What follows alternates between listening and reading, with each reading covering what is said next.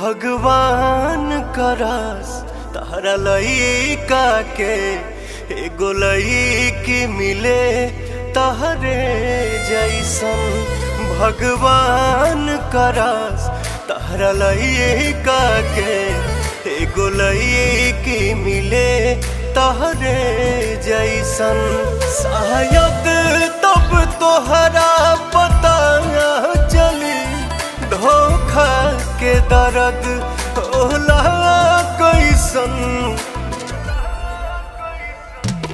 भगवान करस तारा लइका के एगो लइकी मिले तहरे जैसन।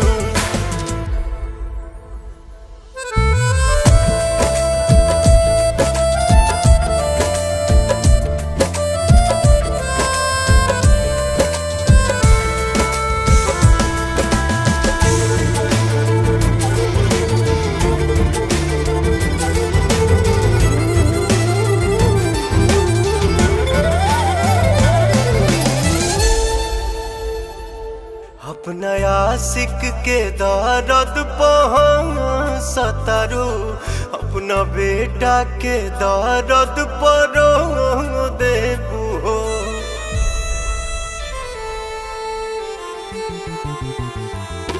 सब कहत रहे तोहरा बारे में हो, बाकी हमके न लागल कि छो देबू हो। तोहरा चलते जिंदगी लागता सुन जान अब जहर जैसन। भगवान करस तारा लइका के एगो लइकी मिले तहरे जैसन।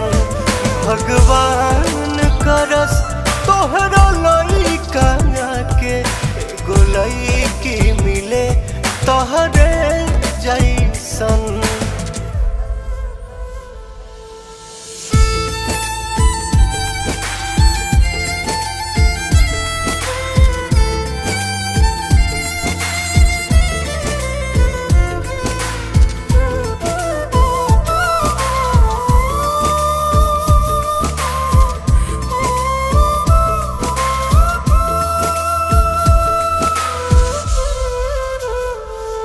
हमके छोड़ी के जहाँ तू रहतारू साचो करो खातिर दुर्भागे बाड़ू।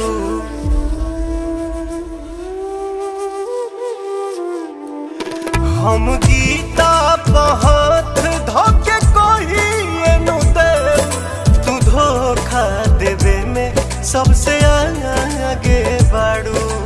पागल पवन कब सोचलस न हमरो साथे ये जान करबू ऐसन।